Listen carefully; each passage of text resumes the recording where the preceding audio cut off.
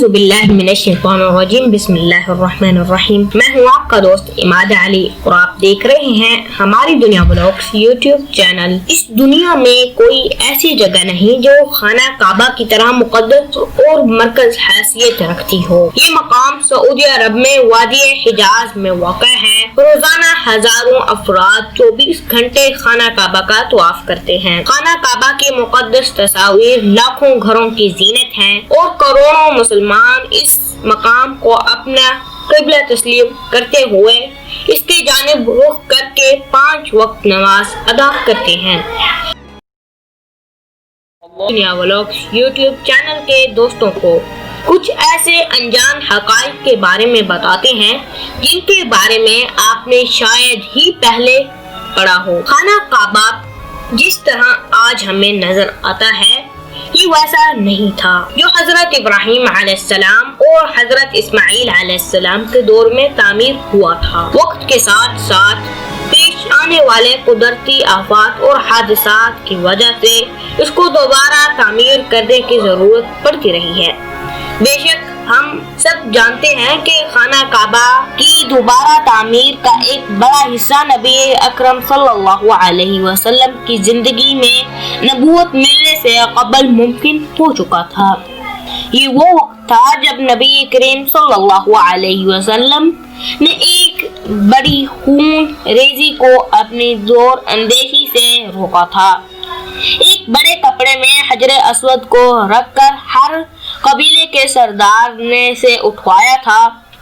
इसके बाद आने वाले वक्त में कई मर्तबा खाना काबा की तामीर होती रही है। आखिर में खाना काबा की तफसील से आराइश 1996 में हुई थी, जिसके नतीजे में बहुत सारे पत्थरों को हटा दिया गया था और बुनियाद को मजबूत करके नई छत डाली गई थी। ये अब तक की आखिरी बड़ी तामीर है जो अब खाना काबा की इमारत को पहले से कहीं ज्यादा मजबूत तस्वुर किया जाता है। दोबारा तामीर किए जाने से कबल खाना काबा का एक दरवाजा अंदर दाखिल होने के लिए और एक बाहर जाने के लिए इस्तेमाल होता था। एक जमाने तक खाना काबा में एक खिड़की हुआ करती थी।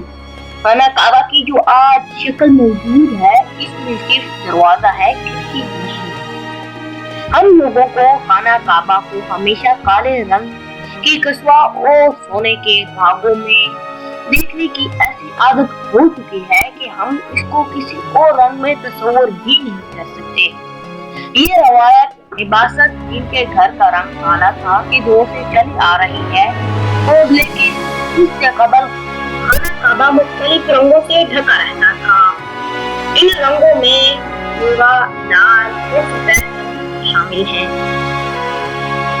पता है मक्का के वक्त नबी करीम सल्लल्लाहु अलैहि वसल्लम को खाना काबा की चाबियां दी गई थी, लेकिन बजाय इसके आप सल्लल्लाहु अलैहि वसल्लम ने अपने पास रखे। आप सल्लल्लाहु अलैहि वसल्लम ने ये चाबियां बनी शाइबा खानदान के उस्मान बिन तलहा को वापस कर दी। उस वक्त से आज तक वो इन चाबियों के रिवायती रखवाल हैं और नबी करीम सल्लल्लाहु अलैहि वसल्लम के नाज़िर अल्फाज की रोशनी में ये चाबियां हमेशा उनके पास ही महफूज रहेंगी। नबी करीम सल्लल्लाहु अलैहि वसल्लम ने फरमाया था, ऐ बनी तलहा, ये चाबियां रोज़े क़यामत तक तेरी तहवील में रहेंगी, सिवाय इसके कि कोई जोर जबरदस्ती से छीन ले। पहले खाना काबा हफ्ते में 2 मरतबा अवाम के लिए खुला होता था और कोई भी खाना काबा के अंदर दाखिल होकर इबादत कर सकता था, लेकिन मौजूदा जमाने में ज़ायरीन की तादाद ज्यादा होने और दूसरी वजूहात की बना पर खाना काबा को अब साल में सिर्फ 2 मरतबा खोला जाता है और इसमें सिर्फ आला शख्सियात और खास मेहमान ही सिर्फ दाखिल हो सकते हैं।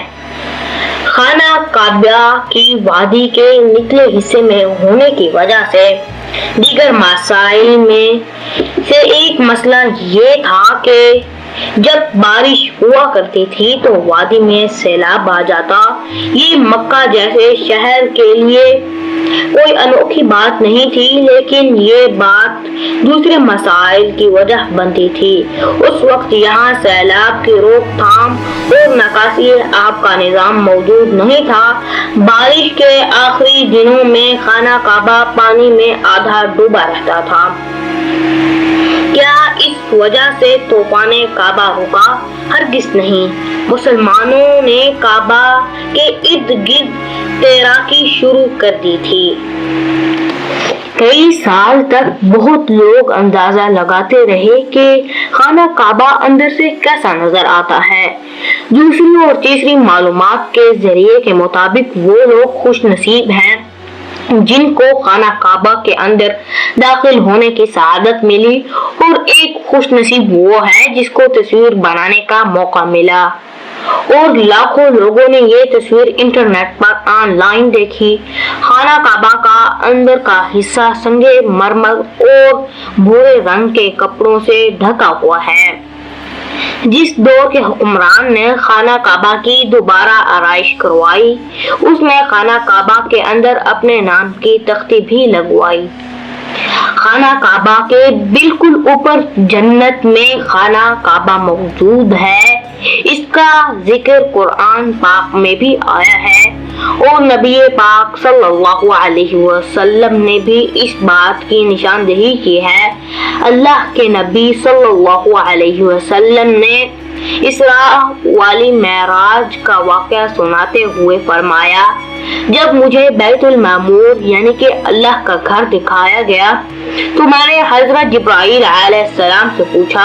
انہوں نے جواب دیا کہ یہ بیت المعمور ہے جہاں 70,000 فرشتے روزانہ اللہ کی عبادت کرتے ہیں، اور جب وہ یہاں سے جاتے ہیں تو واپس نہیں آتے، ہمیشہ نیا دستہ آتا ہے۔ کیا آپ نے اس بات پر غور کیا ہے کہ حجر اسود چاندی کے سانچے میں کیوں گہرا رہتا ہے؟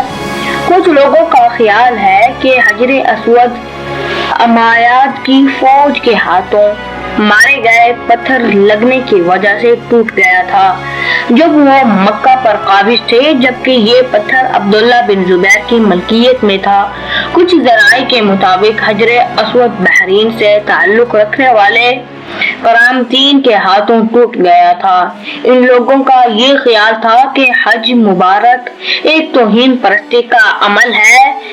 اپنی بات کو سچ ثابت کرنے کے لیے ان لوگوں نے 10,000 حجاج کو مار کر ان کی باقیات کو آب زمزم کے کنویں میں پھینک دیا تھا۔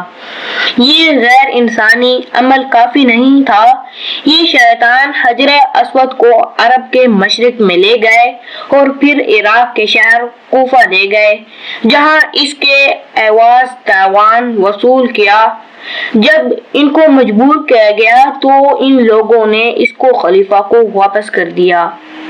جب اسے واپس کیا گیا تو یہ ٹکڑوں میں تھا، اور اس کو یکجان کرنے کا صرف ایک طریقہ سمجھ آیا تھا کہ اس کو چاندی کے سانچے میں رکھا جائے۔ کچھ تاریخ دانوں کے مطابق اس مقدس پتھر کے کچھ حصے آج بھی کہیں گم ہیں۔ مکعب کی شکل سے مشہور خانہ کعبہ دراصل مستطیل کی شکل کا ہے۔ خانہ کعبہ کبھی بھی مکعب کی شکل کا نہیں تھا۔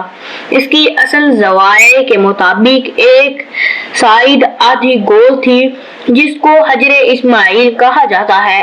نبی کریم صلی اللہ علیہ وسلم کو نبوت ملنے سے پہلے جب خانہ کعبہ کی دوبارہ تعمیر ہوئی تھی، تب قریش نے اس بات کی حامی بھری تھی کہ وہ حلال کمائی سے ہی اس کی تعمیر مکمل کریں گے۔ اس کا مطلب یہ ہے کہ جوئے، لوٹ مار، جسم فروشی اور سود جیسے حرام کاموں سے کمایا ہوا پیسہ استعمال نہیں ہوگا۔ قریش اتنے امیر تجارتی شہر میں ہونے کے باوجود اتنی رقم جمع کرنے میں ناکام ہو چکے تھے جو خانہ کعبہ کی تعمیر اس کے اصل سائز اور رقبے کے حساب سے کر سکیں۔ انہوں نے خانہ کعبہ کی چھوٹی عمارت تعمیر کی اور اس کی دیواریں مٹی کی اینٹوں سے بنائیں جس کو حجر اسماعیل کہا جاتا ہے۔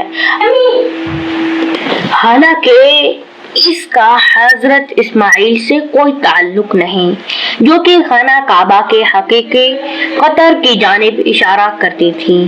خلیفہ عبداللہ بن زبیر کے دور حکومت کے چند سال کے مختصر وقفے میں خانہ کعبہ اپنی اسی شکل میں موجود تھا جس میں نبی کریم صلی اللہ علیہ وسلم نے متعین کروایا تھا۔ دوستو، آج کے لیے صرف اتنا ہی۔ مجھے امید ہے کہ آج کی یہ میری ویڈیو آپ سب دوستوں کو پسند آئی ہوگی۔ اگر پسند آئی ہے تو پلیز میری اس ویڈیو کو لائک، شیئر، کمنٹ ضرور کریں۔ ملتے ہیں ایک نیکسٹ ویڈیو میں، آپ کا دوست اماد علی۔ السلام علیکم ورحمۃ اللہ وبرکاتہ۔